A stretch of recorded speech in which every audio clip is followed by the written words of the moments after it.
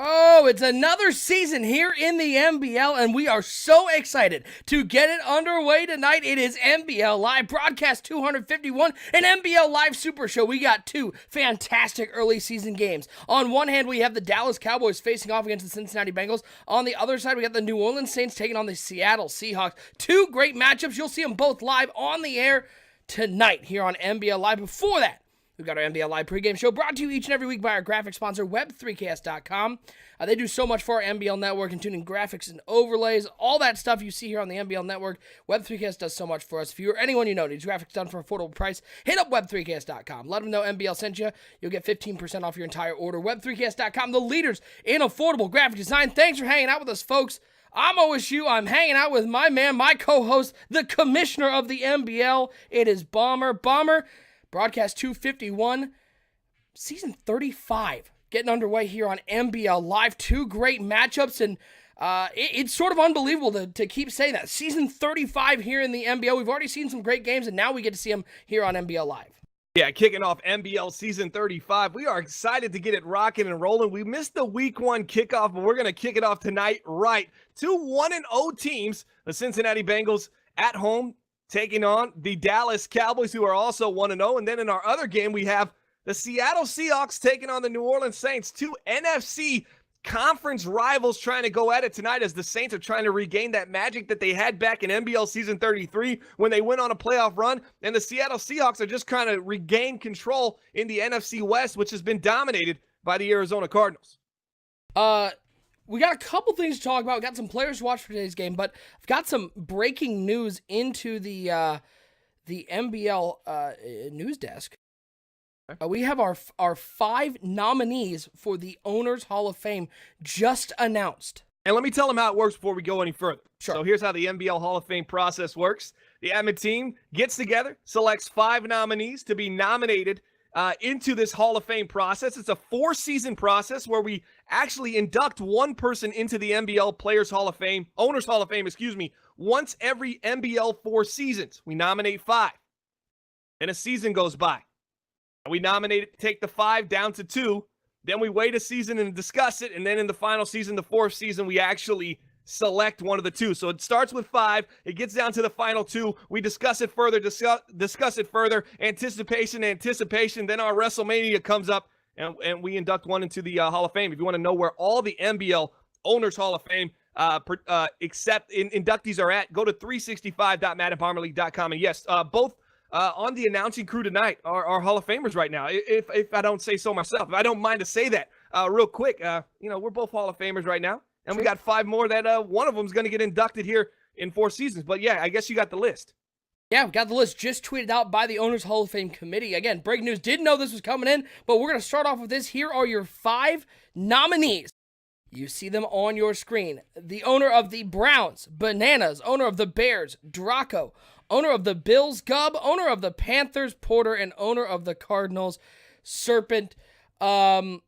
Bomber, when these Hall of Fame nominations come out, you look at them and you can already pick out like a top 1 or 2. You go, that guy's going to make... This might be the strongest 5 we've ever had because all 5 of these guys, not only longtime members, but huge contributors to the NBL, whether it is through media teams, whether it is through just being here and being a participant and active. This is one of the strongest classes I've ever seen for the Hall of Fame. Yeah, I'm going to go top to bottom and just give a little respect where respect is due. Bananas, obviously an admin in the grid. He's had his ups and downs in the NBL, but he's primarily been trending upwards as of late. Draco, he's on the stats team. He does some graphics for us as far as taking pictures for us. Gub, obviously admin in the grid team. He's been a solid member of this NBL community. Porter, participation guru. That is something nobody wanted to do, and it allows us to keep track of who's showing up, who's active, and it's plays a major role in team selection. Contributions, activity, all that thing is wrapped up into one, and we take what Porter's list says to the fullest. Absolutely a huge benefit to our league having him here. And Sir, he got us connected up with the merchandise stuff. He's donated over $1,000 to the NBL. And man, that's just a really good 5 list. Congratulations to all you guys for being nominated. Being nominated is really... it's just as valuable in itself. I mean, it's just basically us saying, hey, thanks for all the work you do. We're going to select that 5 down to 2 in a couple seasons, and then the 2 goes to 1 and 1 gets inducted. And the person that misses out, you'll probably be right back on that list in the next season. So don't be too upset, man. It comes and goes. And we've already, how many people do we have in the NBL? I was just about to ask. I was just about to ask how many we had. I mean, it's a pretty good number. We probably have 7 to 9 right now. Active, maybe 7, 8. Counting through. Project Fat's an NBL Hall of Famer. I want to say 9, but I could be wrong.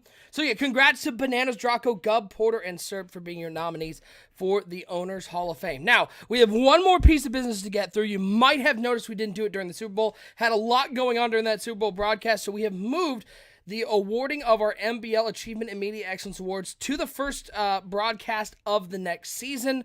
Just cut down on the things we have to do during the Super Bowl. For those of you who don't know, the Achievement in Media Excellence is given out by the network director to a person who has contributed the most to the media in general. We saw last year Timbo winning it for the Bleacher Report, what they do. Lots of AMAs, and as you guys know, we also announced they'll be getting one of our NBL footballs as well.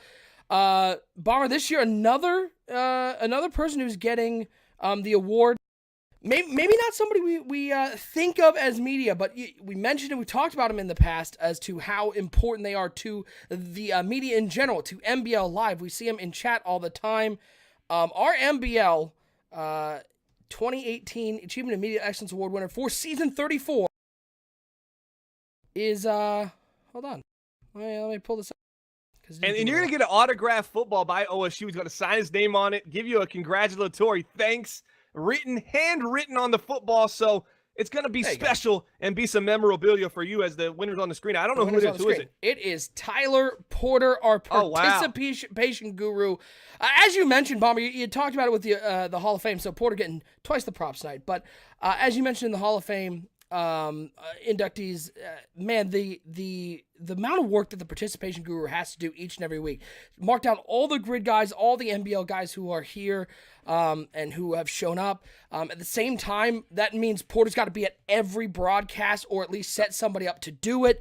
And that's it's a thankless job. That's what you forget. It is completely a thankless job, and what you said was very important. If he's not going to be there, which he normally is, his participation for being the participation guru is insanely high. It's probably highest in the league out of anybody other than the people that actually broadcasted it and have to be there for the show to go on. But if he isn't there, he does a great job of coordinating. I don't get him a message, go, hey, I'm not going to be there. He says, he doesn't even really say anything to me. All I know is someone's in there doing it, and I message him. I go, hey, Porter, are you not coming? He's like, yeah, so-and-so's got it. I checked in, make sure he's good to go. Always takes care of it. Always takes it off our plate. Absolutely. That has been phenomenal work. Participation is something nobody wants to do. It's really just nothing but thankless legwork. So appreciate you, Tyler Porter, for everything that you do. You are one of our brothers here in the NBL community. And once again, thanks for all the hard work and also for the easy dubs that you've given OSU in the NFC South. There's nothing easy about playing Porter. Congratulations to Porter. And Bomber, you and I were just talking about this last night. People see the broadcast that we put on and see you and I on the call and see some graphics and think, wow, that's 3 people involved. But the number of people who help put on this show and help put on all of our shows, whether it's graphics guys, whether it's the full immersion guys like Bleacher Report, whether it's participation guys, the mods in the chat, all this stuff. I mean, there's a reason why we're able to do so many broadcasts, because the support system here in the NBL is out of this world. Yeah, absolutely. We got so much help. I mean, a lot of people are going to look and say, oh, it's a great job commentating, or a great job on the face cam, integrating the audience. We have so much help. It's really a 5 to 7 person project here, and that's what allows us not only to not get burned out, but to continue to grow and excel this product and take it to the next level. I mean, behind the scenes, I want to give a huge shout out to Jamie Peterson right now. Jamie's been phenomenal for us, and it's, once again, he does graphics work, and he doesn't give us no flack. He literally sends it in, just stays quiet, does what he's supposed to do, and if he can't get it done at a certain deadline, he coordinates with us earlier. He's been phenomenal. JB, another just next level owner of the Kansas City Chiefs, does a great job communicating. I don't have to ask him for nothing. And when I was doing, the building the franchise with Z-Star, just as he runs the grid, it was just effortless. He was putting forth so much effort. It made it easier for me to go ahead and produce the show and put it all together. It's just a phenomenal collaboration of people coming together. So big congratulations to Tyler Porter, your NBL 2018 Achievement and Media Excellence Award winner. All right, let's get to the games tonight. We've got 2 fantastic matchups, Cowboys and Bengals on one side, Seahawks and Saints on the other side. Let's take a look at the players to watch for today's game. Let's start out with the Bengals and John Ross. We know all about the Cincinnati Bengals passing attack. We saw them last year, Bomber, really take off and use a lot of different wide receivers, led by A.J. Green. John Ross missed a lot of time last year, but he is healthy now. In week 1, he had 6 catches for 122 yards and a touchdown, and that's what they're looking for from John Ross. Be that speed demon on the other side. He is a matchup nightmare and somebody the Cowboys are really going to have to keep their eye on. Yeah, you were wondering, okay, no, Derek Flynn. It was going to be Kyle Lauletta this year. Listen. Now it's we back give to Jamie Derek credit Flynn. a lot, but it does say that John Ross is a quarterback. Listen, Jamie is right 95% of the time.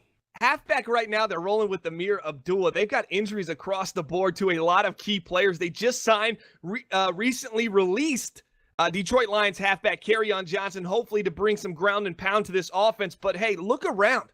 This is a dangerous offensive and defensive team. They have highly explosive offensive players, and right now, I know it's only been 1 game, but they only gave up 3 points, and this is a defense that we expected. Me and OSU talked about this. This seemed like a top 10 kind of defense going into this year. Let's see if they can continue that trend. They got William Jackson, Vontez Burfict, Geno Atkins. They have a lot of talent on this defensive side of the ball. Let's see if they can kind of come away with an upset here at home, week 2, against this very prolific superstar Z-Star team of the Dallas Cowboys. And for the Dallas Cowboys, the guy that always seems to be the person we're talking about is Dak Prescott, Bomber, because when he is on point, this Dallas Cowboys team is hard to beat. Week 1, 142.5 passer rating, 388 yards, 4 touchdowns, 1 interception. When Dak Prescott is on fire, this team rolls. But we've seen him, when he gets the turnover bug in him, when he's not making the right reads, when he's maybe locking in too much on one receiver, that's when the offense slows down. What does Dak Prescott have to do today with that rushing attack, with as good of a wide receiving core as they have? What is Dak Prescott's job today against this Bengals defense? Oh, it's going to be to just make the right read, not try to force the ball down the field. Take what's given to you, what's in front of you, and feed Pettis, and don't forget about Will Tye. A lot of fantasy owners right now looking at this Dallas Cowboys team who exploded week 1, and I'm trying to do my exploded voice. Obviously didn't come off the correct way. OSU, you want to help me with that? How do we do it? It absolutely exploded out there. Dante Pettis, 5 catches, 74 yards. You're saying, well, that's not exploding. 3 touchdowns. Dak Prescott, 4 touchdowns and 388 yards. They look phenomenal. I want to see Zeke Elliott a little bit more. Mark Ingram, if he's coming in for an injured Zeke Elliott or he's not 100%, I want to see the carries up. I want to see around 20 carries, 20 passes. That's when this team is at its best. Will Tye, 7 catches, $145. Week 1, this team was hitting on all cylinders offensively. I want to see them continue to rock and roll, and let's see if they can do it against this big test, which is the Cincinnati Bengals. All right, let's look at our other game you're going to see live tonight here on this NBL Live Super Show. It is the Seahawks and the Saints. Looking at the Seattle Seahawks, Shaquille Griffin in season 34. He had 34 tackles, 2 interceptions, 1 forced fumble. Those numbers maybe not as impressive, but 11 passes deflected, and that's what Shaq Griffin can do, Bomber. He not only gets some interceptions, and that 2 number, I think he would admit, is a little lower than he'd like, but 11 passes defended. He's a ball-hawking cornerback, and he is going to have a tough matchup against a real revamped New Orleans Saints offense that loves to air it out. Yeah, this Seattle team's going to get opportunities. We want to talk about this defense and how great they are defending the pass. They're going to get a lot of opportunities tonight because the Saints like to go that air attack. No Drew Brees. The Drew Brees era is over. The Tyrod Taylor $20 million man era, it's over. Thank God. They're rolling with the rookie quarterback tonight, and that could spell some trouble. You got Bobby Wagner, Shaquille Griffin, Earl Thomas, Melvin Ingram III. There's definitely some talent on this defense yet left. Even though they're old, wily veterans outside of Griffin, I think this team can get it done, and they might be able to get some big-time turnovers tonight, but they're going to have to keep the score low because their offense isn't really producing at the level they'd like. They only threw for 126 yards in week 1.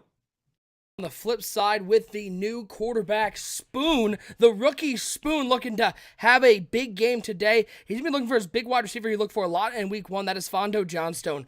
3 catches, 64 yards. 2 of them. Can you say that twice? It's Fondo Johnstone. Yes, I can. 2 touchdowns. Oh, wow. 21.3 receiving average.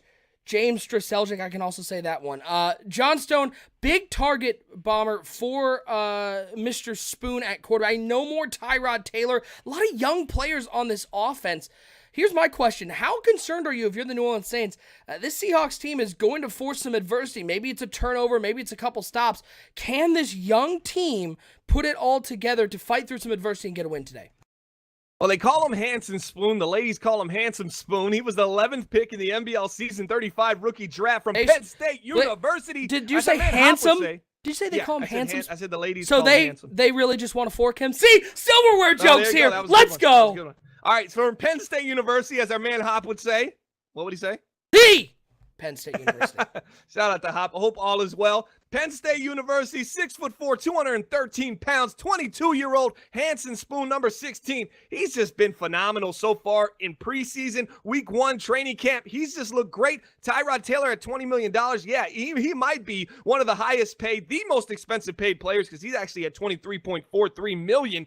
Anthony Barr right below that in $17.14 million. They had a lot of money to spend in the offseason of NBL Season 35. Not so much last year, but it paid out for them. They stayed quiet. They brought in Hanson Spoon, and it seems like the offense is starting to rock and roll between him and John Stone, Alvin Kamara, Luke Wilson. A lot of talent on this offense, a lot of speed. Let's see if they can hook up early. I want to see John Stone the Spoon early in this game just to get some confidence in that rookie's arm and see if they can continue to move the ball down the field against this veteran Seattle Seahawks defense. All right, it's time to get your predictions. Put them in the chat, Bomber. First one of Season 35, broadcast 251. Who do you like in today's games? Cowboys and Bengals, two playoff teams last year. Two teams looking for more playoff aspirations. Saints and Seahawks, two teams really on the rise here in the NBL. The Seahawks looking for division titles. The Saints looking for playoff spots, division titles. Who do you like in our two games tonight? All right, tonight I'm going to take the Dallas Cowboys on the road in the 101 win, 0-loss matchup between both teams, the Cincinnati Bengals at home versus Dallas Cowboys. I'm taking the Cowboys in a runaway, 35-17. Now, this other game gets really interesting. Seattle Seahawks, New Orleans Saints. Seattle's at home. They're an older team. I'm going to give them the edge. The younger New Orleans Saints team with the rookie quarterback, a Spoon, I don't know if they get it done tonight. I think he's going to have a little adversity early in this year. We'll know what he's made of around week 12, week 14. But I'm going to go with the Seattle Seahawks. They're at home. They're used to this. They have veteran players. They should be ready and rocking and ready to go week 2. No real injuries in Seattle, and I'm lying about that. They have a ton. But I think they just overcome a lot of things, and they're just between the ears. They're on a different level. It's going to be closer, though. 24-21, I got Seattle over the New Orleans Saints. All right, only one way to find out. Let's get our first show of Season 35 underway. Coming up next, an NBL Live Super Show. Saints and Seahawks on one side, Cowboys and Bengals on the other side. You'll see them both. You'll see them both right now here on NBL Live. I just want to say, hey, man, this is T.O., the cover athlete of the Madden 19 Hall of Fame edition, and you're watching the gold standard of the franchise mode, the NBL Network. Holla.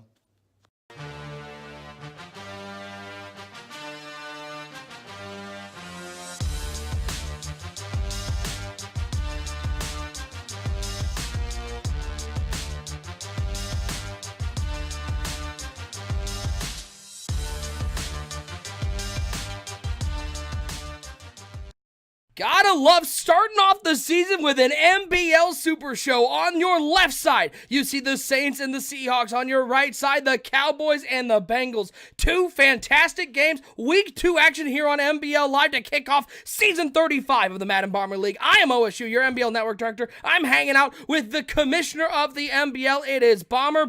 A great night here in the NBL Live Week 2 action. And we got two games with, I think, what could possibly be 4 playoff teams here on NBL Live. Yeah, I think you're absolutely right. I think the X factor in this game will be the New Orleans Saints, how young they look.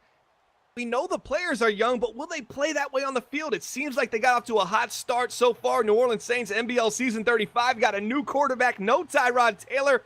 Let's see if they can keep that momentum moving forward. But yes, I think Seattle, Cincinnati, and Dallas, bona fide playoff teams in the NBL. New Orleans Saints, I'm still a wait and see so far. You never know, though, because they think they have their franchise quarterback in Mr. Handsome Spoon, as the ladies are calling him. He looked good in week 1, and this is a team that needed a quarterback, Bomber. They spent $20 million on Tyrod Taylor, a move that I think everybody in the NBL questioned whether that was worth it. Yeah, Tyrod Taylor didn't work out, but last week, Hanson Spoon, Penn State University, 14 of 22, 64% completion, 4 touchdowns, 2 interceptions with a 105.4 QBR. He ran for his life a lot, had 3 sacks, but he was able to use his legs and extend plays. He had 5 rushing attempts for 30 yards and a touchdown. Let's see if he continues to use his legs, get outside the pocket, and put some pressure on the defense. And by the way, that game wasn't against any scrub. That was the defending NFC South champion Tampa Bay Buccaneers he did that against. A defense that was so phenomenal last year. Big third down now on your left side. 1st and 10 for the Dallas Cowboys. Dak Prescott's going to complete his first pass to Pettis underneath on 3rd and 7. It's picked up. It's going the other way. Flag down. He's got a lot of room. 10, 5, touchdown, Saints, pick 6. And this is going to be a hold, it's a block though. in the back. It's a block in the back after the pick. Yeah, it's a block in the back. Okay, I actually saw the block in the back on the left screen. Who saw that? So what happened was the defensive end of the New Orleans Saints was having some big-time problems against the left tackle. But once the ball got picked, it was his opportunity to shove him to the ground. Well, he took the opportunity, and now they're taking the penalty. They're going to get the ball at the 43 to start this drive. So great job by this young New Orleans Saints defense. Yeah, the defense, a unit that struggled a little bit last year, picking off the Seattle Seahawks early in this game. It's going to be Spoon, play action pass, dropping back on 1st and 10, waiting, throwing back across his body. Hey, how about you give it right back? It's a big user pick for the Seattle Seahawks. So 2 turnovers to start off this game. Correa with the pick, skying up for that ball, and not the start the young quarterback Hanson Spoon was looking for. Bomber, an early pick that throws away some great field position. I question the first down call. I mean, at this point, you got a young quarterback. You're in great field position. Let's start off with the run and kind of ease into this passing game.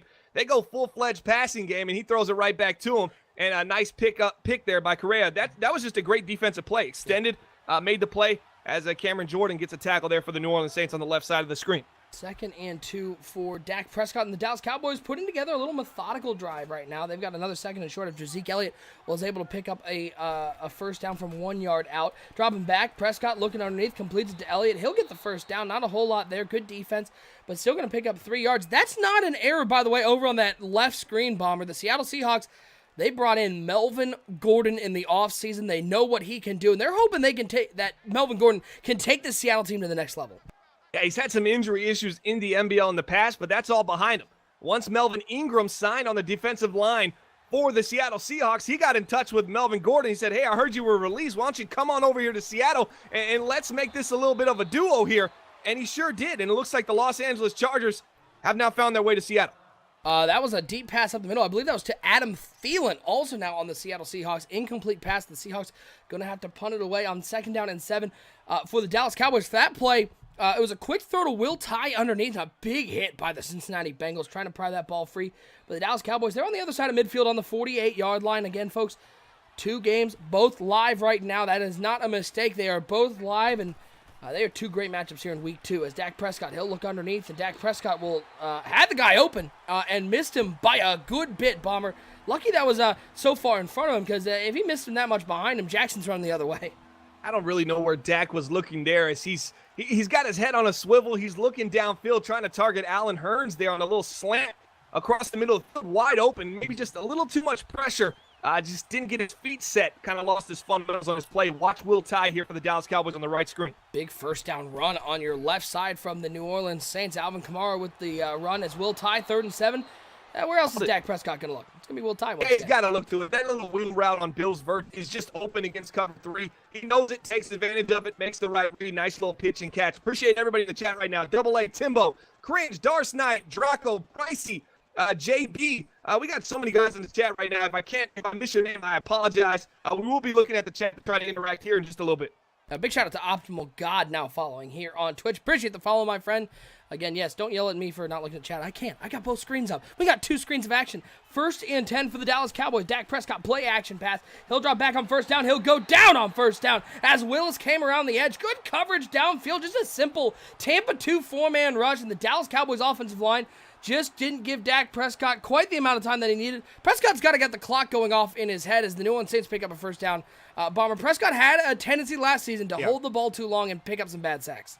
No, a lot of players around the league and owners around the league look at Dak Prescott as a third down quarterback. You wonder what that even means. It means Dallas can get stopped first down, second time down, but Dak Prescott, his ability to extend the play on third downs, that's where he really hurts you. So let's see if Cincinnati can keep it up on the second down and put him into a third and long. Prescott stepping up on 2nd and 16. You know he was looking for the little angle post route. He'll look up the field. Flag down. I don't think he even got that ball in bounds.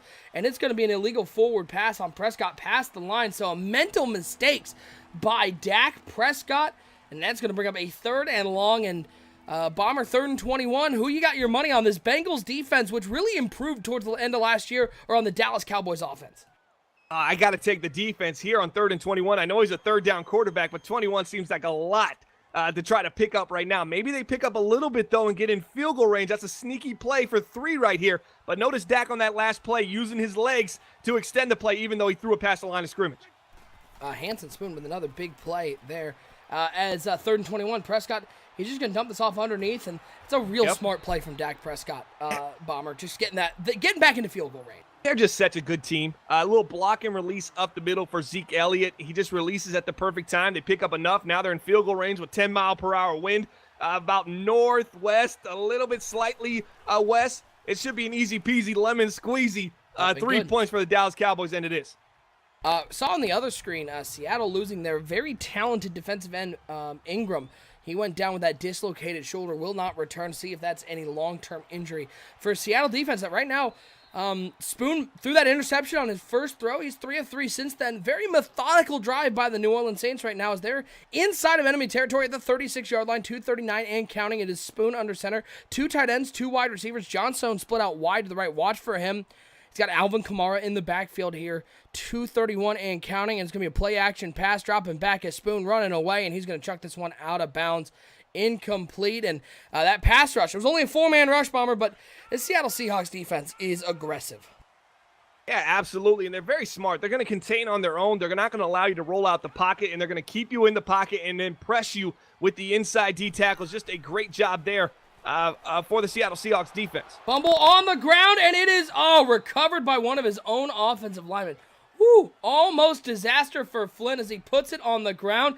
Luckily, though, the Dallas Cowboys just could not corral that fumble. It's going to bring up a 2nd and 18 for the Cincinnati Bengals. On 2nd and 10, it's going to be another play-action pass. Spoon dropping back, floats it out to the right side, has a man, and it is caught at the 17-yard line. Nice little touch pass. Why don't we go full screen to that game as they're inside the red zone? Yeah, nice little pass there by Hanson Spoon, just to the right side, a little flood concept. Just a nice little, that's kind of a Jamie Tampa Bay Buccaneer touch pass on the right side. Maybe he's learning it from his division rival. On 1st and 10, it's going to be Alvin Kamara over the left side. He'll pick up 2 as, by the way, in the other game after the fumble, Taco Charlton got in the backfield. Brought down Flynn once again. It's a big shout-out to Porter with the sub. New NBL Hall of Fame nominee and AME Award winner. Porter's had quite a night here, Bomber. Yeah, he really has won a lot of awards. He actually won $100 from our CFN clothing merchandise sponsor on a bonus coverage live stream. He won a $100 giveaway. He selected like 3 items. They weren't that good. He went back in the bin, selected some swagged out ones, and he's going to be looking fresh here shortly. Dropping back 2nd and 8. Spoon throws to the left side. Ooh, overthrow there. 4-7, 47 yards, and we've seen Spoon have some great moments early in his career, some nice throws. And again, he's got a win on his belt under his belt over the defending division champion Tampa Bay Buccaneers. How much does that do for his confidence, Bomber? It does a lot because this whole offseason, the preseason, they've been thinking about one game, week 1 versus Tampa. How will the rookie perform? And he stood up. He stood up inside the bright lights of an NFC divisional game, and he came through and won that game against Tampa. He's got to be feeling confident. Now he's got to pick up a 3rd and 8 as he drops back to pass 4-man rush from the Seahawks. Looking right at the seam. No. There's that confidence. Who else but Griffin with the pick up the middle. It's going the other way, and that Bomber's a big mistake as it give away a free 3 points, and the Seattle Seahawks get a huge red zone turnover as we go back to dual screen coverage. Just not a good throw. You got a seam that's really not open. There's not a lot of space behind you. The depth of the seam isn't going to get open as he goes deeper down the field. Got to be better than that. As the Dallas Cowboys, they're doing the complete opposite. Yeah, they're trying to air it out. They were looking for Will Tye once again. Bomber, about how many catches a game do you think Dak Prescott how many targets a game do you think Will Tye gets from Dak Prescott? Well, if I'm a Dallas Cowboys fan, I'm going to say he better get between 8 to 10. I think he's right around that range. He's probably getting 6 to 10 every game. He probably holds on to about 80% of his targets, I'd say. Will Tye has been some sure hands right there with the drop on the big hit, but you don't see that very much from Will Tye.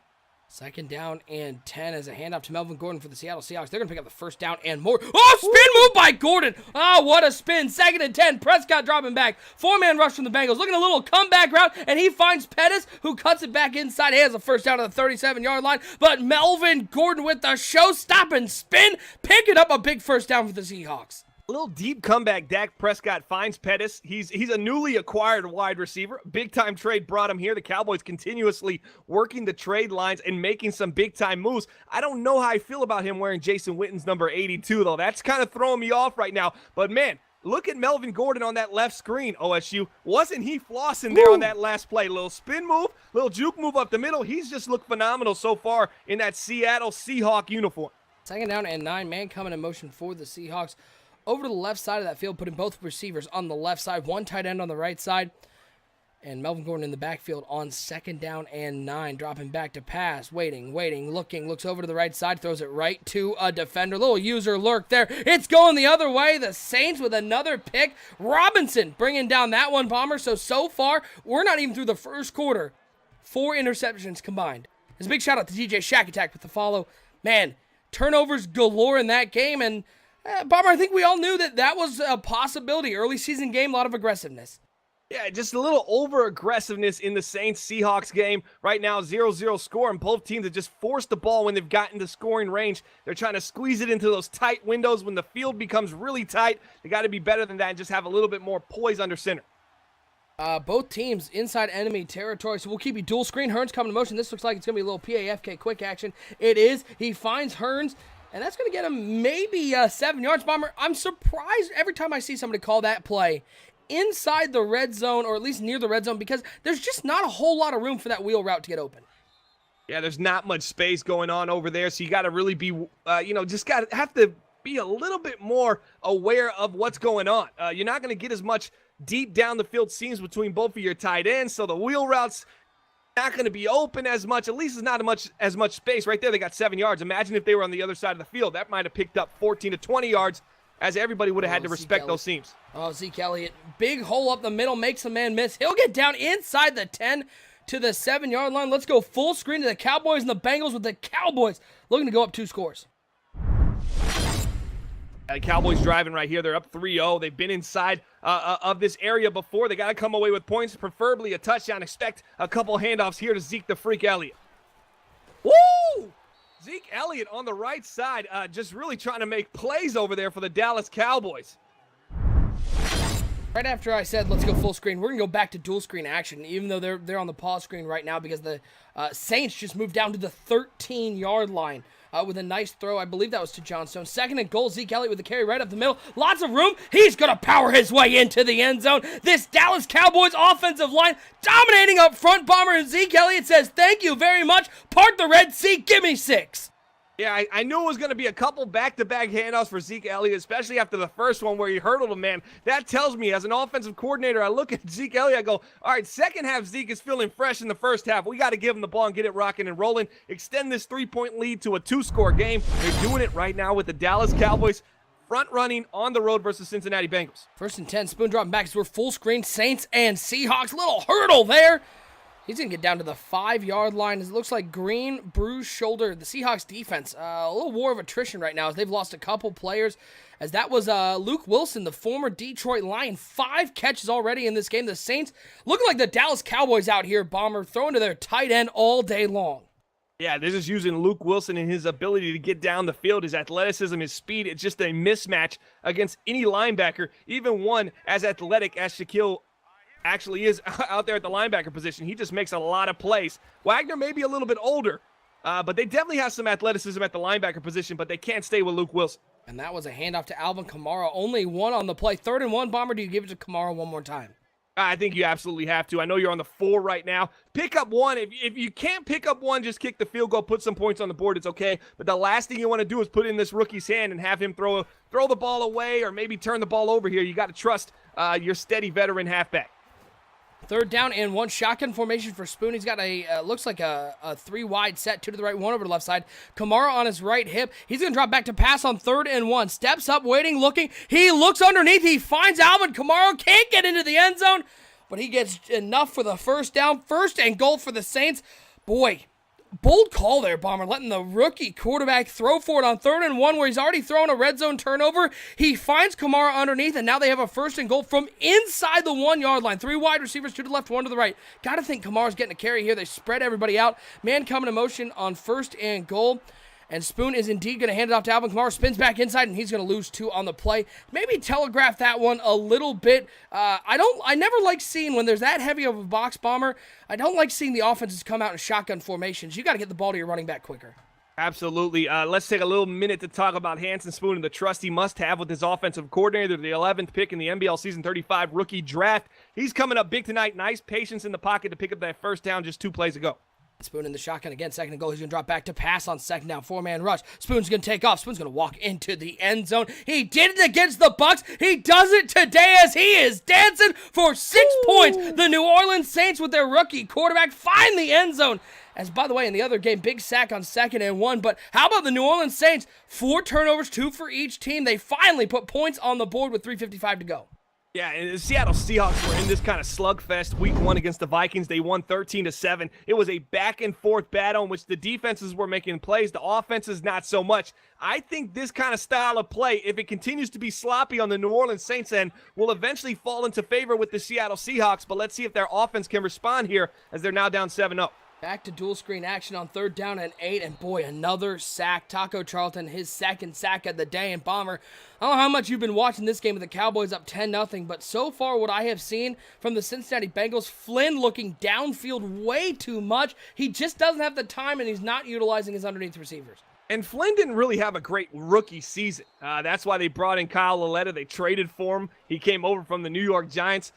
Flynn last year was a 91 QBR, 66% completion, 4 touchdowns, 4 interceptions. He passed the ball 58 times. It just didn't work out for the young man drafted in the 2nd round from Wyoming.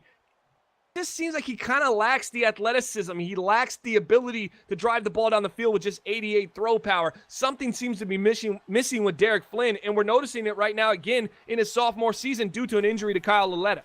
Play action pass for Dak Prescott, 1st and 10. You know he's looking for that post route right down the middle. And Randall Cobb is too quick. Boy, I saw they're running that cover 9. I saw the user using that middle linebacker, dropping back. He saw the post route too. But when the ball got let go, Bomber, he didn't get off the strafe and get back there, and that allowed Randall Cobb to get over the top. Yeah, just too much time after the ball leaves the quarterback's hand. Under NBL rules, you're allowed to run and actually make a play on the ball. Right there, the user just a little hesitant, a little slow to make that reaction. Got a little get a little quicker on the sticks. Corner blitz picked up nicely. Quick throw underneath Zeke Elliott. Spin move. He is inside the 30, getting down to the 26-yard line. Zeke so lethal with the ball in his hands. He showed it off there. Little spin move. That one too easy. They love that angle route with Zeke Elliott. He's got such good hands. It's on 3rd and 7. Seahawks looking to pick it up. Oh, he's got a man open down the middle, and there's nobody inside. He's down inside the 20, 15. He's going to get caught down to the 9-yard line. They left him wide open. Just a straight-up cover 0 blitz, and somebody forgot about the tight end who goes all the way down to the 9. A huge play for the Seahawks offense. Yeah, you run a cover 0, and you got 4 DBs out there to pick up coverage. You send the heaters, but there's 5 on a route. They get confused, let the tight end go on the seam. Someone picked up the halfback, and now they're in trouble. Handoff to Ware over the left side. Juke move. Ware's into the end zone. Oh, that's just dirty. Put him on a poster. What a move from Ware. We talked about how Melvin Gordon is in Seattle. Ware's going, I'm here too, boys. I put 6 on the board. Yeah, that's easy peasy there for the Seattle Seahawks, and I said it earlier, you give the Seattle offense too many chances, they're going to eventually score on you. And if you're not careful with the ball, if the New Orleans Saints... almost in there. Almost a touchdown. Two spin moves. 2 spin moves. Let's watch this. Here comes one. Boop. Here comes the other. Nope. Oh, Will Tye. Will Tye has just been a phenomenal. They traded a 2nd-round pick, brought in a 3rd-round pick, brought in Will Tye from the New England Patriots. Oh, man, that was just not a good trade for the Patriots, as Will Tye has been phenomenal. And Zeke Elliott too easy. I mean, 1 yard out, is there anybody else you want holding the ball than Zeke Elliott in the entire league? Absolutely not. You got to go to him inside the 5. Any fan that complains about us going to Zeke Elliott 3 times in a row isn't a real fan of the Dallas Cowboys, because that's exactly what you want to happen. As we stay here, dual screen action. The Cowboys up 17-0. As the Cincinnati Bengals have been completely shell-shocked offensively, just getting knocked around. They're going to need to find a touchdown here in this little 2-minute drill they're going to have. 1st and 10 for the Saints. Handoff to Alvin Kamara. And while it's been a great day for Zeke Elliott, Kamara has struggled to find room. He's got a little bit going in the passing game, but 7 carries, 17 yards is not what you want to see from a guy as talented as Alvin Kamara. We appreciate each and every one of you tuning in. NBL Live broadcast 251 here on the NBL Network. I'm always you. I'm hanging out with my man, the Commissioner Bomber. Week 2 action. A programming note, things get a little weird here in the NBL around holiday time, so check at Bomber League on Twitter, at NBL Network. That's when we'll announce our next game time. It just so much depends on the holiday and how people will go about, but we try to keep this week fairly free so people can spend time with their families. So be looking for a game week 4 probably here on NBL Live. You might see some bonus coverage. Make sure you hit that follow button, because we got so many shows other than NBL Live. Bonus coverage runs a couple times a week. That's just extra games, Bomber on the call, showcasing some of the other games that aren't NBL Live action. 2nd down and 8, big sack for the Seattle Seahawks. 2nd and 9 for Flynn and the Cincinnati Bengals. He looks underneath. Finally find a guy underneath. I believe that was Eifert with the catch. Dallas going to take a timeout here. They think they can get a stop on 3rd and 2. So make sure you hit that follow button so you know each and every time we go live. Also have tons of original programming over on our YouTube channel, youtube.com/Madden Bomber League. It's where you'll find all of our podcasts, building the franchise this year, focusing on the Washington Redskins. It really is fantastic. So appreciate all of you spending a little time with you, and hope you guys have a wonderful holiday week. 3rd down and 13. That is Spoon dropping back. Play action pass. Looks over the middle. The man coverage is not good enough. 3rd and 2 for Flynn. Excuse me, I got the hiccups right now. And that's a little high pass to who else but A.J. Green. Haven't heard a lot from A.J. Green so far. He finally gets a nice catch over the middle. His first one of the day for 18 yards. A big first down for Cincinnati. Dallas, little gamble there, using some of their timeouts. They had to use one there for the injury to Irving, but Cincinnati's able to pick up a big 3rd and 2 with a nice throw. Now 1st and 10. Flynn's going to empty out the backfield. We got dueling 1st and 10. Spoon rolling out, looks over the middle. He completes it. It's a first down inside the 40. Oh, good man coverage over the middle. That throw behind the receiver. Flynn's got to put that out there in space, man. That was a first down for sure. Instead, the throw is behind him, and the linebacker able to get their hand in there. We'll stay dual screen. Both these teams going on 2-minute drills. This is one of the great parts of the Super Show is we've got both games live, and they're both in crucial moments. As Spoon floats it over to the left side, he completes it once again. I believe that was Luke Wilson with the catch. Spoon, 11 of 15, 144, 2 interceptions. Looks like Irving's going to be okay for the Dallas Cowboys. The New Orleans Saints using Wilson a ton. 7 catches, 109 yards. They're not even to halftime yet. The Seattle Seahawks going to have to lock down that tight end. Very Will Ty-esque right now. Bengals needing a score bad here, okay? 17-0. You go into halftime, you can get a score. That's just huge, and I believe the Bengals are getting the ball to start the second half. 3rd down and 10. Flynn in the shotgun. He drops back. Only a 3-man rush from the Dallas Cowboys. Steps up. This left tackle cannot handle the rush coming around the edge. Even when they're sending 3, they're getting there, and Flynn's just got to get rid of the ball. Now 4th down, they're going to have to 49-yard line. Yeah, there's no way. You can see Z start getting into field goal block formation, but that would be a 66-yard field goal. That would break the NFL record. That would be unbelievable. As they're going to have to punt this one away. 2nd and 3 for Spoon, and they're going to get a little jump there. I think it's going to be on the New Orleans Saints. Let's go full screen to that game. As we'll stay full screen with the Saints and the Seahawks. 20 seconds to go. Saints have 2 timeouts left there on the 21-yard line. That was a big false start on the offensive line. Ball's on the 21. Bunch formation, 3 to the right side. 1 over the left side is going to move the tight end Wilson over to the left side. He's got Kamara on his left hip.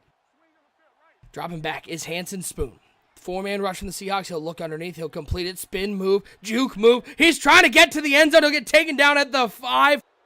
Oh, man. The athleticism and the poor tackling by the Seattle Seahawks. A lot of over pursuit by this defense. That is a very veteran defense. Luke Wilson is tearing them up, though. 8 catches, 125 yards so far for the tight end. Former Detroit Lion, Luke Wilson.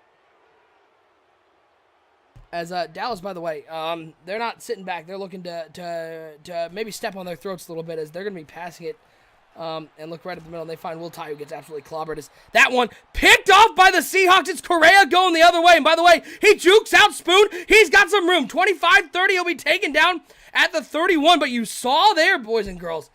Oh, you saw there in the update today, they changed how the camera switches with the defender. It makes it a little easier for the defender to get turned the right way, Bomber.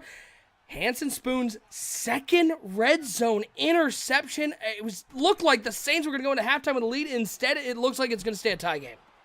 Yeah, right there, just leaving points on the board, and you got to be better than that. And as a rookie, these are the ups and downs you're going to kind of find with Hanson Spoon. That's why he went to the 11th overall pick. There were some issues about his decision-making. The Seahawks were just looking for a Hail Mary. They'll go to halftime, 7-7 in that game. Dak Prescott rolling. He's going to get taken down at the 38-yard line. They don't like to see Dak Prescott taking hits like that. Dallas, no timeouts. They're still looking to put some points on the board, 17-0. Cincinnati, once again, I think they have been sacked on 3 straight third downs, Bomber. Flynn, mainly the left side of that line, cannot contain them. They only are sending 3-man rushes, and the left side of that Bengals line is getting dominated. You just got to recognize that as it's picked off and it's going the other way. He still ran the wrong way. He still ended up running the wrong way. The camera got fixed, and Eric still ran the wrong way. Yeah, that's the same concept we saw with Bill's verticals. Z-Star actually looked for the exact same route on the exact same read, and I think it was against cover 3 match both times. Tried to hit the wheel route. It broke wide open. The safety does a better job of the corner, in the deep third on the right side. He comes down, makes a play, tips the ball up in the air. They get an interception. Okay, Cincinnati got 3 timeouts, 14 seconds. Get some points on the board. Get some momentum before half. Give your offense, and more importantly, your home field, your crowd, an opportunity to cheer for something. As the Saints and Seahawks already into the second half, Saints starting off with the ball. 1st and 10 for Flynn. Shotgun formation, 3 wide receivers, 2 to the left, 1 over to the right side. Amir Abdullah in the game at halfback. Play clock running down. They've got all 3 timeouts. Flynn's got to snap the ball here. Play clock down to 3. He drops back to pass. Blitz coming. He's got to get rid of it. He looks underneath. He completes it down inside the 40, down to the 37-yard line. Oh, what a job there by Flynn, recognizing the man blitz. That was just a straight zone blitz, but they committed hard to that left side, Bomber, and left somebody wide open on a little comeback or a little drag route underneath. Yeah, the zone blitz 3 deep. The right side, it was actually flipped. Everybody came off the edge on the right side, so the little drag, that zig route that he put John Ross on a drag to, became wide open.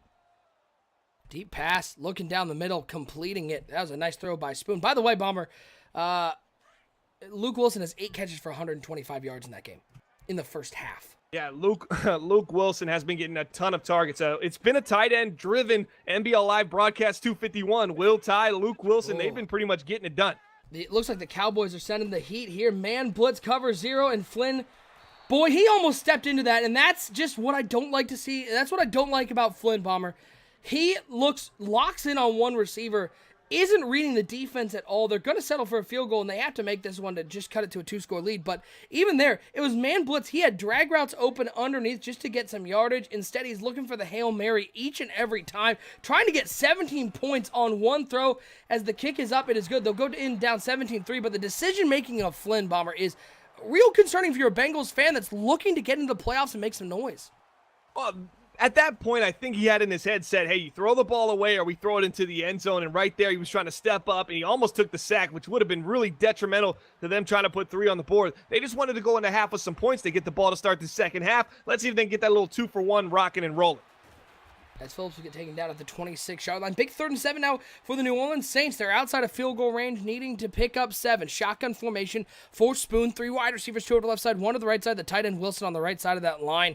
8 catches already today. 3rd down, dropping back to pass. 4-man rush from the Seahawks, and the Seahawks are going to get to Spoon as Green able to get around the edge. Made a nice inside move and a huge sack to keep the Saints from putting any more points on the board. A big stop for the Seattle Seahawks. Yeah, Seattle's going to come up big. Their veteran leadership kicks in between the ears. They absolutely got it. The problem with Seattle is you're going to beat them over the top a couple times. They're older. But at the same point, as they don't get much there on special teams, at the same point, can't allow them just to turn you over. You have to make the smart plays. You're inside of field goal range. You're a rookie quarterback. Be smart with the ball. Make sure you come away with 3. Because if we look at the New Orleans Saints score right now, OSU, what would the score be if they just kicked field goals every time they were in field goal range? I mean, I feel like they'd have exactly. And it just seems like you're just leaving too many points on the board. Second down and 9 for the Cincinnati Bengals, needing a touchdown to stay in this game as we stay with dual screen action here on NBL Live. Little super show is a nice tackle there by the defense of the New Orleans Saints. Rolling out is Flynn. He's got a man wide open, and Flynn's going to miss him by 2 yards. Oh, that's the big play they were looking for. Two games in. Is there questions at the quarterback position for the Bengals? He has looked awful today against the Dallas Cowboys defense. He was not named the starting quarterback. OSU, it was Kyle Laletta. They traded for him. They traded the Giants for him. Laletta's not healthy enough to play right now. They're going with Derek Flynn, and right there, he sets his feet, he makes the throw, and he's off. There's really no mechanical issues. It's really just skill issues at this point. I don't think the kid has it. Third down and 9. Flynn dropping back. Blitz coming around the edge. Picked up nicely. Floating it up over the right side. Oh, and using the big body. I believe that's Tyler Eifert. That was just basically a high pass. Eifert's a line. Oh, that's Uzomah. Uzomah makes his big body, catches the ball. And right there, another depleted position for the Bengals. Now they got Uzomah over Eifert. But he still has the confidence to throw it up and let his big tight end make a play. By the way, I don't know if you saw that, but the New Orleans Saints picked up a safety against the Seahawks. That might work in the Seahawks' favor, though. At this point, they were buried. They didn't want to give any bad field position away. Now the Seattle Seahawks defense gets a start on their own on the New Orleans Saints 25-yard line. This might be actually better for this defense, and let's see if they can create another turnover here. Midfield for the Cincinnati Bengals. 2 tight ends, 2 wide receivers, handoff up the middle to Abdullah. Not a whole lot there. That was Kerryon Johnson. We find that's the first carry for Kerryon Johnson. The Bengals very quick to pick up Johnson after the Lions released him. But they've been running with Abdullah. They're just running what is the Detroit Lions backfield. Bomber, how do you feel about that? Is that hey, those are the scraps. Those are the ones we didn't want at this point. I mean, we'll be keeping Kerryon Johnson next Madden. Obviously, hopefully he'll be a little bit better. I'll talk to Equipment Guru, get a couple things up on him, but right now he's not the one. Second down and 9, dropping back. Flynn waiting, looks over to the right side and makes the throw, puts it on the money, and who else but A.J. Green. Tight coverage making the catch. First down for the Bengals. It hasn't been pretty, Bomber, but a touchdown here. This Bengals team's only down 1 score. Yeah, it's just kind of funny how it worked out. That interception by Dak Prescott on that little wheel route from the tight end position on a vertical concept down the field. It gets tipped up and picked. It leads to 3 points for Cincinnati. Now Cincinnati's driving. I mean, even at the least, we're still 4 minutes into the third. Let's say it runs another minute off, 3 minutes into the third. If they can get a field goal here, they're still within striking distance for a team that hasn't played well at all. First down and 10, quick throw underneath. That's Uzomah once again with the catch down to the 32-yard line. They're going to use a little hurry up. Big 3rd and 2 for the Saints. Dropping back. Hanson Spoon waiting. He's got a lot of time. He's going to try to get outside the pocket. Nope, he's going to throw it late, and he finds him, man. Ooh, that was a late throw, and he was still able to get something behind as he was looking to scramble for the first down. Instead, he finds Johnstone. Only the second catch, 11 yards for Johnstone. Quick 3-step drop. Nobody open for Flynn. He's got to get out of the pocket, rolling to the right side, playmakering, and he's going to lob it out of bounds. I don't know if he was trying to find Green, but that play, that man coverage by the Dallas Cowboys, Bomber, might be the best man coverage we have seen here on NBL Live. No one open on that play. Yeah, and the user took it all away. And the user on the left side of the screen, Hound did a great job taking away that little hook, that little option out curl. He took it away, and then when the quarterback rolled out of the pocket, he just completely lost his awareness of where he was. He just left it open. They were able to pick up that third down. The New Orleans Saints were great job by Hanson Spoon getting outside of the pocket. But yeah, right there, as a Bengals fan, I'm looking and saying, oh, come on. Don't throw that Derek Flynn. Nothing's open. Get out of the pocket, throw it away, and that's what he ended up doing. Just run. Just chuck it out of bounds. Drop him back. Hanson Spoon, 2nd and 6. Waiting, looking. He's going to look to take off again. He's going to get taken down. And this is the New Orleans Saints offense, Bomber. I haven't been in this division.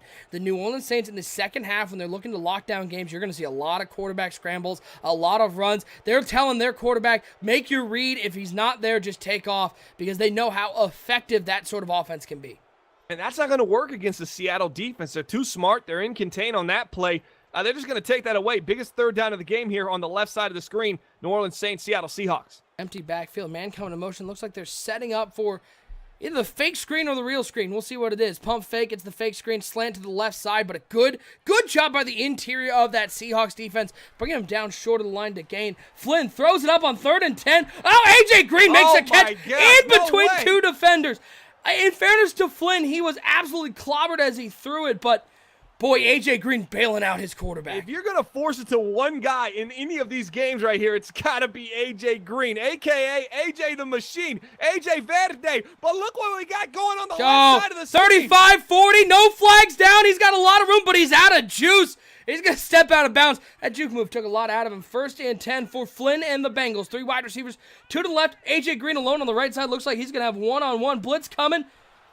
And Flynn just gets it off. Boy, Flynn is not recognizing. They're not really doing anything special here, Bomber. The Dallas Cowboys, when they're going to bring the house, they're showing it, and Flynn is going, I bet you're faking me out, though. I'm not going to recognize that whatsoever. Flynn, and he's a little sluggish to make his reads. He's not stepping up, and right there, that could have been really dangerous because he got hit as he was throwing the ball, and there was a user right in the vicinity. That could have been an interception, could have been a turnover, a costly one they can't do. 3 minutes left in the third quarter. Let's see if the Bengals can get more on the board here. Hopefully a touchdown if you're a Bengals fan. Empty backfield, dropping back, 2nd and 10, pump fake, waiting, looking. He'll look underneath, and that's a drop. And that's one your receivers got to come up with, Bomber, because he had a man underneath. It was probably the right read against that cover 3, and it just dropped it and doesn't get the 3 yards. Going to face a 3rd and 10, 2nd and 1 for the Seahawks.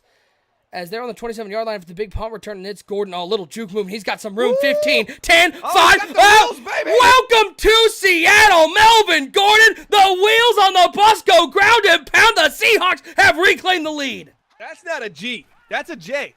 So let's pronounce it right. That's Melvin Jordan right there. Oh, looking like the airness himself. Just too much footwork. Too quick. Keeping his feet moving. Nice job there. I was worried about the Bengals on that 3rd down, that they might turn it over. Looks like they're going to have to settle for 3 here with 2:46 left. It was interesting for no reason other than they had an out route on the left side, and Bomber, they didn't smart route it to the stick, so he ran it 2 yards short. Yeah, it really was a nothing route at that point. They were just looking to play it cautious and hope maybe he makes a catch and makes a man miss. Right there, they played it a little too safe for my liking, but Cincinnati's back in this game, 17-6. Dallas went on a 17-0 run. Cincinnati comes back with 2 field goals. Let's see if their defense can give them something here. They got him an interception before the end of the first half. Let's see if they can come back and do something like that again. The 2-for-1 opportunity turns into only 6 points for the Bengals. Now it's going to be up to their defense. Forced one late turnover on Dak Prescott that led to that late field goal, but they're going to need the defense to make some more plays as it's a handoff to Zeke Elliott, and the defense ain't there. 40, 45, he's going to be taken down just shy of midfield at the 49-yard line. As Spoon gets clobbered as he threw, but he still puts one on the money. Is that Luke Wilson again? Yeah, Luke Wilson, just a little Lord. out route right there, flooding the man coverage. The flood didn't matter so much as it was kind of a quick out. He went in motion, turned upfield, then a little quick out about 10 yards up the field. Luke Wilson just seems to be getting it done right now. 1st down and 10 for the Dallas Cowboys, and Dak Prescott, 2 tight ends, 2 wide receivers, Zeke Elliott in the backfield as the Saints and the Seahawks have gone to the 4th quarter. Dropping back is Prescott. 5-man rush picked up nicely by this offensive line, and Prescott's got some room over the left side. He's pursued. Oh, what a diving play. Willis just going for the legs, making a big hit on Prescott. He laid out full extension for that hit. Yeah, it looked like the defensive player stabbed him in the leg. Yeah. I mean, it was a shock. I wouldn't have been surprised if I looked up and Dak Prescott was still laying there, because it looked like he really took his knee out on that play as he got outside the pocket and he was running kind of for his life, picked up 1. 2nd down and 9. Prescott dropping back on 2nd down. Looking. Only a 4-man rush from the Bengals. Ooh, that was a... Didn't like that animation at all. Did you see what happened on the right side of that line? No, I wasn't looking line. I was looking slant, waiting for him to throw it. They had a shed on the right side, free rusher to the quarterback, and the guy warped around and engaged with a different blocker. That's not good. That wasn't good.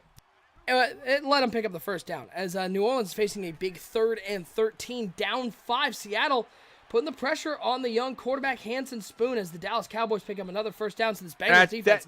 That's got to be picked as a user.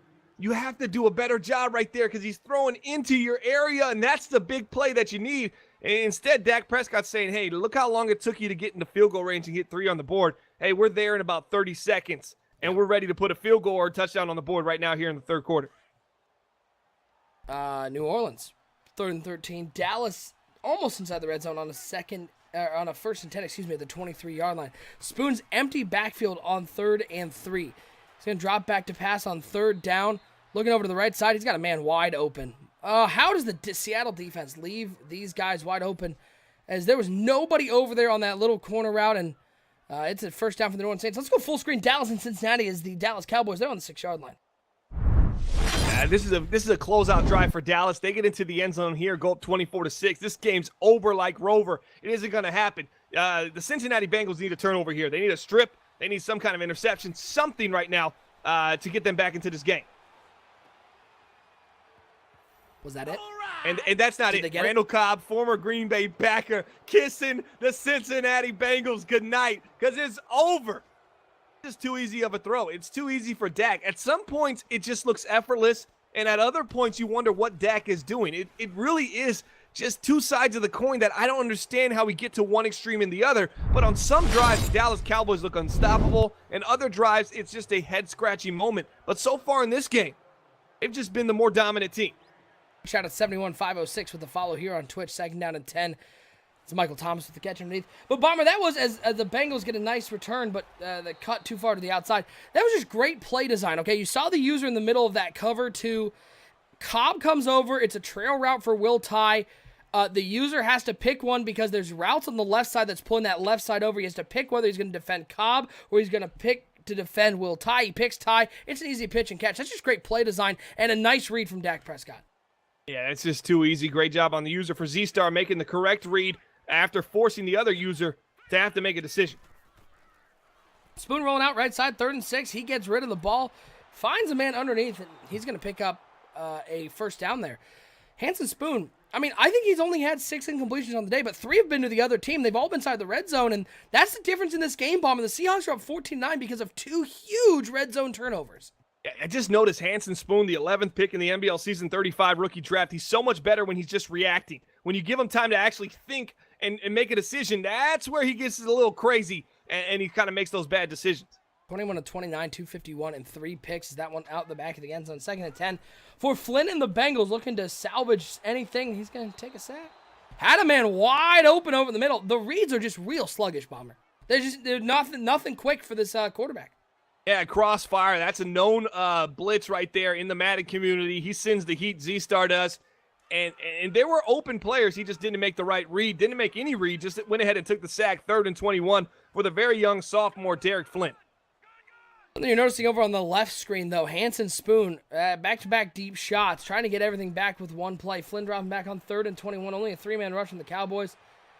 He's going to step up. He's going to chuck it over to the right side, and Owuzie is just standing there. That one too easy looking for A.J. Green. Owuzie's got some room, 40-35 down inside the 35. That ball game's, I believe you can call blouses on that one. 3rd and 10 for the New Orleans Saints. Shotgun formation. It is Hanson Spoon in the shotgun with 5 wide receivers, 4-man rush. Oh, a big shed on the left side, and down goes Spoon. The aggressive pass rush from the Seahawks. I like Beautiful. what Hound did there. Absolutely. He sees the situation. He noticed, hey, this guy just took 2 deep shots down the field, OSU, at the 30. He's way too aggressive right now. I'm going to put aggressive on. He's going to be thinking about driving the ball down the field and less thinking about fake hiking me. He turns it on, turns it back off. Just a great job. That's between the ears. And we all know there's a lot of space between the ears with Hound. His head is... There's some real estate over there. Yeah, exactly. You have companies vying for billboard space on that head. The kick is up. Is good. 14-12. The score right now. Seattle, though, with the ball. And Bomber... This is where the Seattle Seahawks are different from last year because they have Melvin Gordon. 4 minutes to go. You got to think you're going to get a steady dose of MG3 because that is something the Seahawks have never had, that strong rushing game here in the NBL. Yeah, they haven't in a long time. I mean, I remember when NBL had Marshawn Lynch, and they were the grounded pound team. They had the defense. Right now, it hasn't been so much the last couple years, so we expect to see some Melvin Gordon up the middle runs here. There it is, and he lost 3 on the play. You got to get a little more creative than that, though. Yeah, and maybe even think, hey, this guy's been crazy aggressive on offense. He's probably going to be aggressive on defense trying to get this ball back. I can use that to my advantage. Maybe a play-action deep shot down the field or something with a quick out or something like that to get the ball, make one man miss, and take it to the house. Let's see what the young quarterback here in Seattle is going to do. Bengals get a stop on 3rd down, so they're only going to be down 21. So that's pretty cool. 2nd and 13, the Seahawks are going to come out, empty out the backfield. They're not even giving the threat of the run here on 2nd down and 13. Looks over the middle, gets clobbered as he run. I would guess might have been a little aggressive pass rushes. Powell, 3 of 7, 69 yards and 2 picks in this game. The Bengals blocked the field goal. So, joke's on you, OSU. Well, Cincinnati unless Bengals are only down you know 18. something about a fifth quarter that I don't know about. Let me still get on Donovan Cincinnati McNabb on the phone and see what he thinks about. There's not a second overtime. What are you talking about? 3rd and 13 for the Seahawks. Oh, he got him. Free play. Dropping back. Throws it up over the middle. Not even. Yeah, he has aggressive on. Obvious. He's thrown 2 bombs. Stayed aggressive. He didn't catch your aggressive. He flipped his aggressive on. I mean, you have to realize this with who you're playing and what's going on. Yeah. A very aggressive New Orleans Saints team right now in desperation mode to get back into this game, to give their offense another shot. I wouldn't be surprised if it's still on. If it's still on, I wouldn't be surprised. That long play call, that's usually indicative of I'm turning it off because I just got caught for an offsides. Now 3rd and 8. Shotgun formation. He's got 3 wide receivers, 2 to the left, 1 over the right side, 1 tight end on the right side of that field, 2 on 3rd down. Dropping back to pass, blitz up the middle. It's batted down. Saints can get the ball back. That's just poor play calling from the Seattle Seahawks. Yeah. Only gave Gordon 1 carry. It got stopped, I get it, but it was just a run up the middle. They telegraphed that one, and then 2 bad pass plays. I mean, that was such an opportunity for the Seahawks. Now the Saints, I mean, let's be clear. Hanson Spoon has turned the ball over a couple of times, but at the end of the day, apart from those red zone turnovers, the Saints have torn apart the Seattle defense. I mean, Aaron Howell at quarterback, excuse me. I don't know if Aaron Howell's actually N-Train. N-Train might be better at quarterback at this point, Aaron Powell was a 7th-round pick in NBL Season 34 rookie draft. He's got 87 throw power, 84 short, 80 medium, 62 deep. That explains a lot to me. Dude, the quarterback that they're playing with here, it just lacks a lot of talent. Yeah. Can't play with that. Not ready. 23-year-old. He's a 67 overall. And that's what the Seattle Seahawks are playing with next to all those veterans. This Dallas-Cincinnati game, we'll keep you apprised on this one, but let's go full screen to Saints and Seahawks because this is the game that's close, and the New Orleans Saints, they're already at midfield. As it's Hanson, Spoon in the shotgun, 3 wide receivers, 2 over to the left side, 1 over to the right side. Dropping back is Spoon. Rush coming, looks over the middle, completes it to Michael Thomas. I haven't heard a lot from Michael Thomas today, Bomber, because the New Orleans Saints have really been on the Luke Wilson train, but Thomas with a catch there to cut to a 2nd and 5. They only need a field goal to win. Yeah, you look at Michael Thomas, you think that's the bona fide number 1 wide receiver for this team, but they really like what they get out of Luke Wilson, and when you have a young quarterback playing the position early in his NBL career, he tries to rely on that safety blanket, and so far it's been the tight end Luke Wilson, and he's done a phenomenal job allowing them to keep moving the chains down the field. Now 2nd and 5, shotgun formation for Spoon. Seattle user showing some blitz there. He's going to empty out the backfield. Dropping back to pass his Spoon, blitz up the middle, quick throw over to the left side. It's Michael Thomas. Ooh, I don't know if he had the line to gain. The ball was in his right hand. He's going to be short 3rd and inches from the 40-yard line. A huge play for the Seattle Seahawks because they've already used 2 timeouts here in the second half. Yeah, it's probably going to run to the 2-minute warning right now. You got 1 timeout, which means a 1st down could pretty much, it might just leave them 40 seconds left. They'd have to get them off the field. I know they need a field goal. It could get really crazy, but if they get a stop here on 3rd and inches, if they can come away with a big dog play, that's what they paid Melvin Ingram for. That's why they brought these players in. They can get a stop right here. It might change the dynamic, and the Saints might say, hey, we got to go for it, and then get you an opportunity to win on the defensive side of the ball. If it was me defensively, I'd be playing I'd shade everyone underneath because that's what they've been looking at, soft coverage. They've been looking underneath. It's going to be Spoon, quick throw over to the left side. What? There's a lot of space between his ears, but not using it right now as New Orleans Saints have only thrown underneath on this drive, and so far Seattle has been willing to give it to them. They're on the 35-yard line. Seattle only 1 timeout left, and the New Orleans Saints are in field goal range. Yeah, you've seen a lot of over the top early, but at this point, they're playing for that field goal for the win. So definitely a hard flat might have been the better read there for Hound. He doesn't press his guys up, doesn't take advantage of that. Let's see where they're at here. It's still not an easy field goal here, as a Seattle will probably select to kind of just let the clock run out and utilize their timeout at the end. Yeah, use it for the ice. By the way, Cincinnati 4th and 11 on the 13-yard line, down 24-6. Tight 3 wide receiver, 1 tight end set, dropping back to pass on 4th down. 3-man rush from the Dallas Cowboys. He's running around like he's got a pee. Tries to high pass it to AJ Green. It's batted down. That game's over. 2nd down and 10 for Spoon and the New Orleans Saints. Clock running down. They're using as much as they can. It's not looking good for the Seattle Seahawks, but we have seen big blocks. We saw a block already today in the Cowboys and Bengals game. 2nd and 10. Spoon's going to throw the ball, looks over to the left side, has a man. It's Alvin Kamara wide open. I believe that was the user's responsibility over there. And another interesting play call, Bomber, from the Seattle Seahawks. There's a lot of room in that head, calling cover 4 quarters on that play. What is the defensive scheme here for the Seattle Seahawks? I wonder if they're thinking more defensively here against the run. They didn't expect against the pass, because against the pass, it just leaves the flat wide open. Doesn't really take care of it, and you're asking a lot out of your linebackers to kind of cover the purple and the underneath. It's too much as they just run a drag underneath and pick up 9 yards. This is it. This is the ball game right here. The Seattle Seahawks got to get a stop, and this is definitely going to be a run to Alvin Kamara. No questions asked. You could probably even run commit on here. Yeah, I would absolutely commit here on 3rd and 1. Spoon, he's throwing it, looks right up the seam, has a man. Boy, they're staying aggressive with Hanson Spoon. And once again, they brought the cover 3 blitz, recognized early. Luke Wilson has 10 catches today.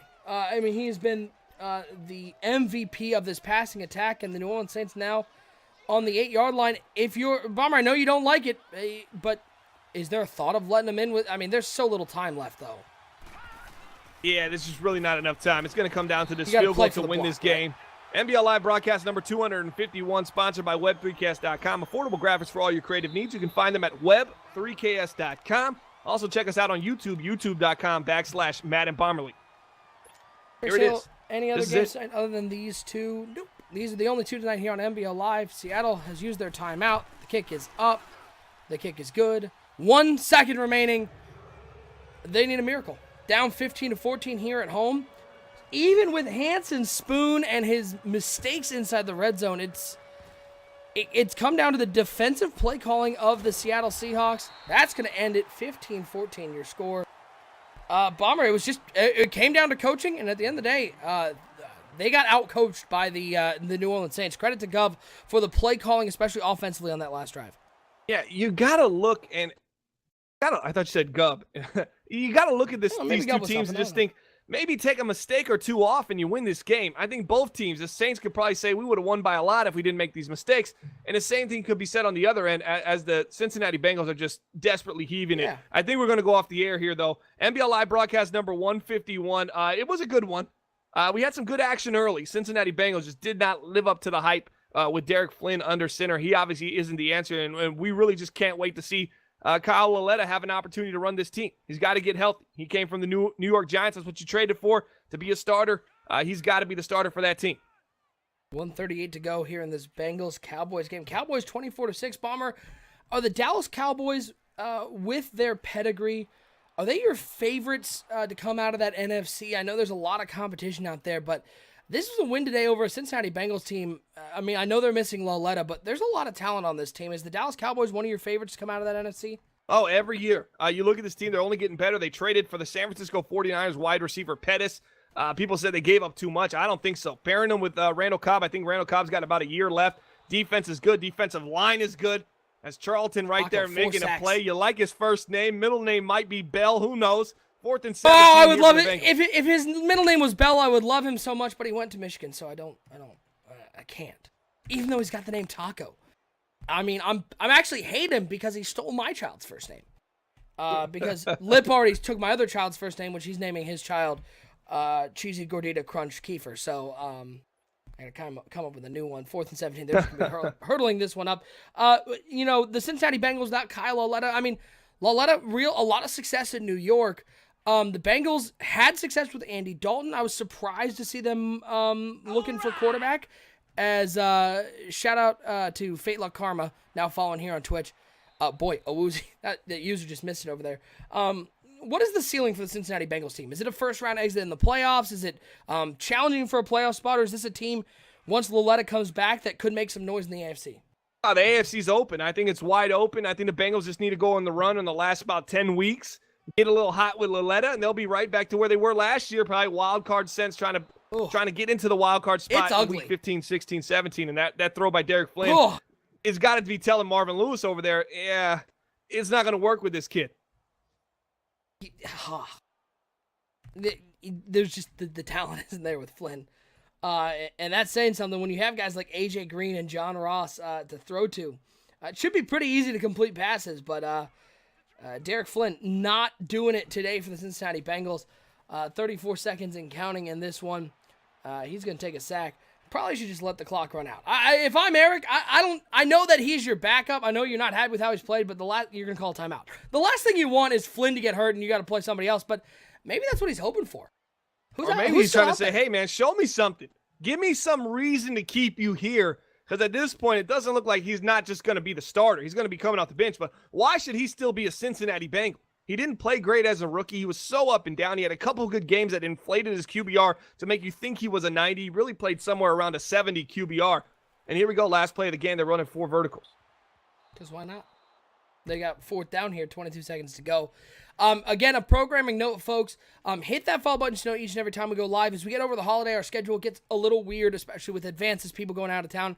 So I would not anticipate any NBL live broadcast until probably after the weekend. But stay tuned on Twitter at Bomber League at NBL Network. And again, appreciate everybody hanging out with us here on this Tuesday night. And we certainly wish you from the NBL. We hope all of you have a wonderful holiday weekend.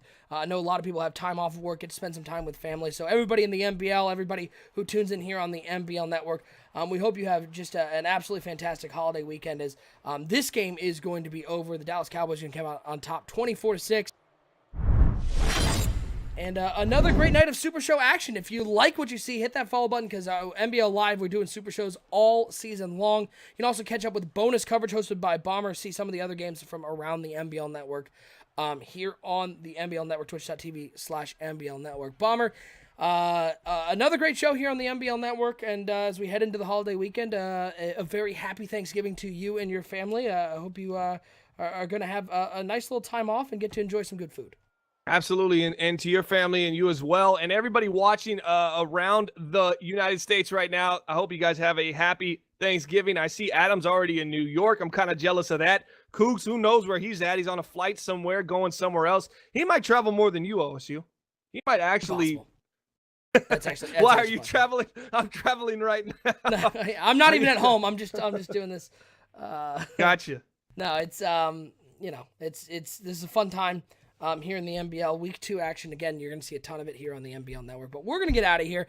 Again, from all of us here at the NBL, we hope you have a wonderful, wonderful Thanksgiving weekend or holiday weekend or whatever you decide to celebrate this week as we head into the holiday season. For my co-host, Bomber, I am OSU. Once again, thank you so much for tuning in to NBL Live. We will see you next time here on twitch.tv/NBL Network and across the entire NBL platform.